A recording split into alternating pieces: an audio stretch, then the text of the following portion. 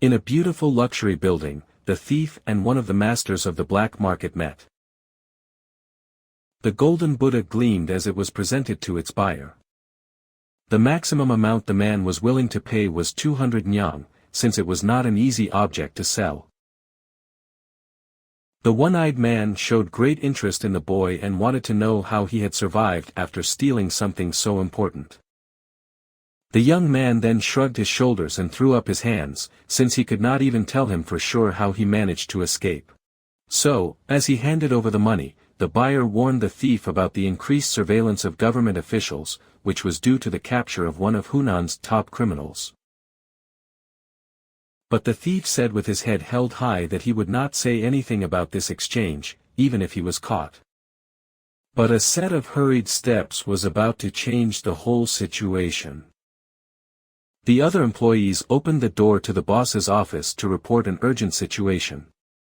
With a surprised look, the man asked what was going on. And one of the subordinates replied that it was the officers. They had surrounded the entire area around the property. Someone had reported the black market activities. Then a noise from the side caught the leader's attention. The bandit was about to escape through the window and he was taking with him not only the bag of money, but also the boss's wallet. As he jumped, the boy boldly shouted that he wished them luck, but the doors were quickly broken down thanks to the soldiers' efforts. Thus, those involved in illegal transactions began to be caught. One by one, they were restrained and taken into custody. At the same time, the magistrate walked with authority towards the small, shining statue, which still remained on the table, in excellent condition. It was hard to believe that it was really there, just waiting to be recovered. With that, despite the demands and shouts of the one-eyed man, the minister did not say a word about the informant. And although the man with the beard swore that he would not let it go, they were just empty words, for he would hardly be able to leave the prison. Stealing a statue from the palace had very serious consequences, and by returning it there, the judge would gain the trust of the emperor and all royalty.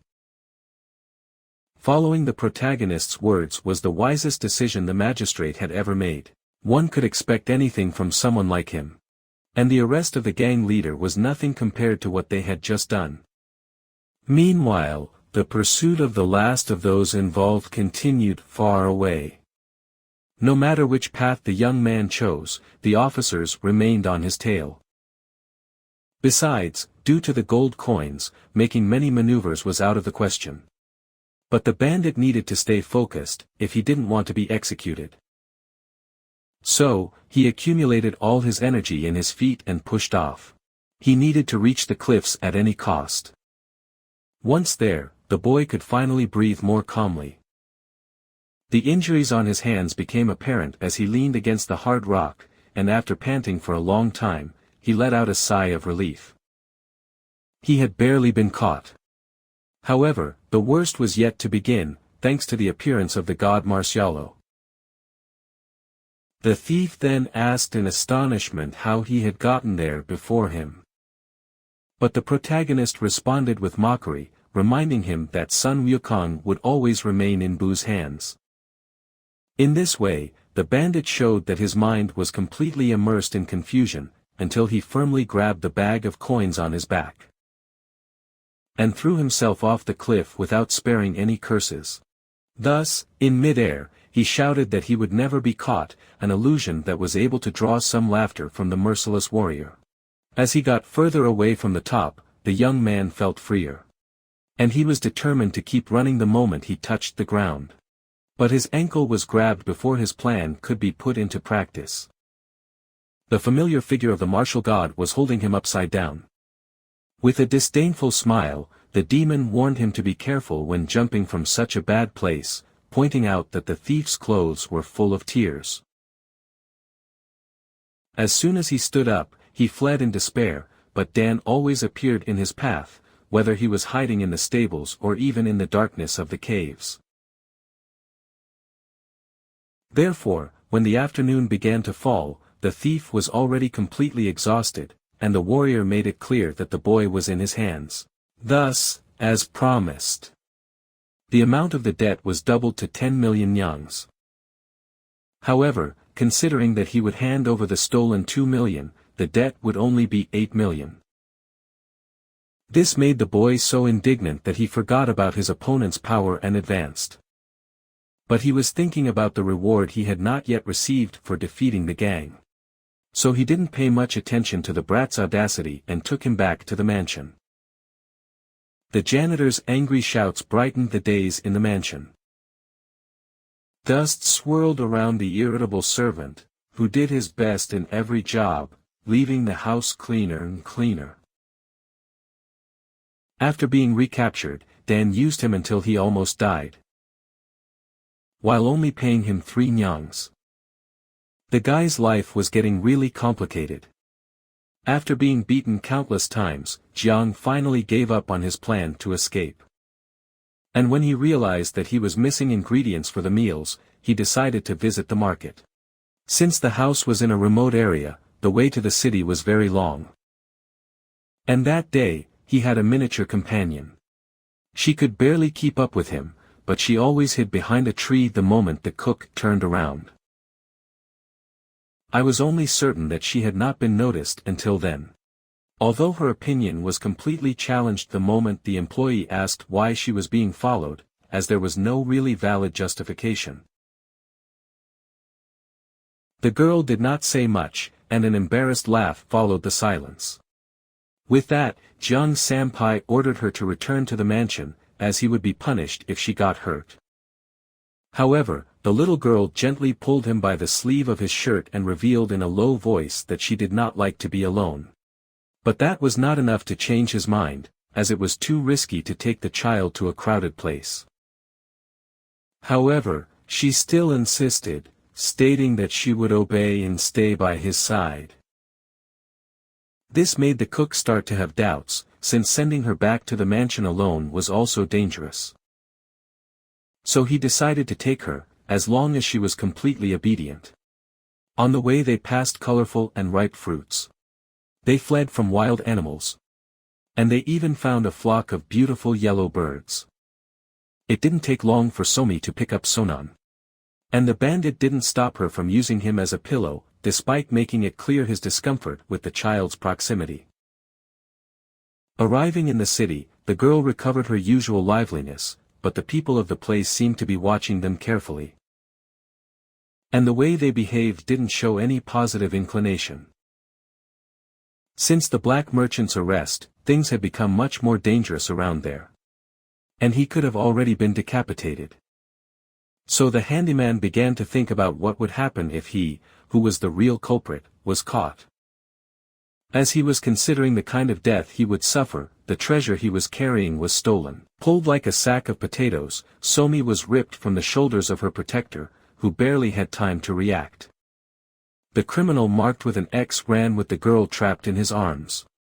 The janitor's entire life flashed before his eyes like a flashback, until he managed to gather the strength to start chasing the kidnapper. Moments later, the bald man activated his light feet technique, which impressed the young thief. The chase continued until the forest. And the turn the situation was taking was unusual. Little by little it became clear that it was a trap. But the memory of Dan's figure made the boy continue to run to save the little girl. So, he also activated the light feet technique. He was determined to rescue some before the stratagem came to fruition. In terms of speed, no one other than the martial god was able to surpass alone. After a few seconds, he caught up with the kidnapper and demanded that the girl be returned immediately. But it was too late. The three of them were no longer alone in the forest. A huge number of criminals had surrounded him, and the boy was not long in suffering a terrifying blow. Meanwhile, in the mansion, the usual noise had been replaced by a spectral silence. Upon returning from hunting, the protagonist found no sign of life. So he sat in the living room and waited for the other two residents.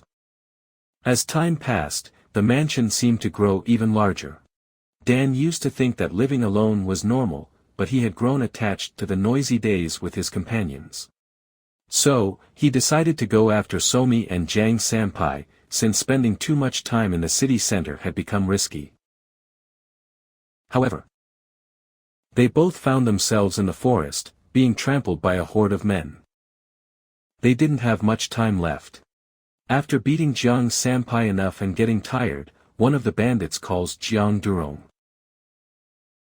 They comment that the psalm must be really important, since Jane Sampaio was clearly committed to protecting it. One of the bandits orders them to get the psalm. The bandits threaten to destroy the psalm, which makes Jiang look at the psalm on the ground in fear, which makes Jiang remember his past exactly 12 years ago. In this flashback, he is called by his younger sister who asks what he is doing. And he answers, asking if she has woken up yet. He explains to her that he was counting the things he stole that same day. His little sister is surprised by the amount of things he managed to acquire and worries, thinking that it must be dangerous to do all that. He returns it with a little smile and asks why she is so worried about it. He says that now he only has one or two, since his parents are gone.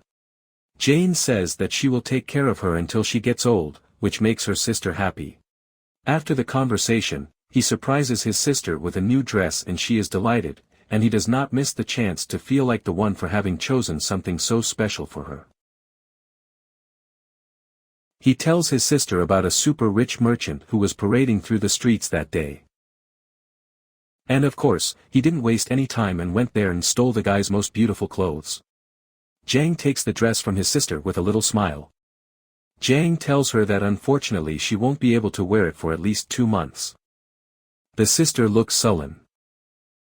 Jiang puts his hand on his sister's head and tells her to wait until they've left. Jiang's sister says she was going to wear the clothes right then and there.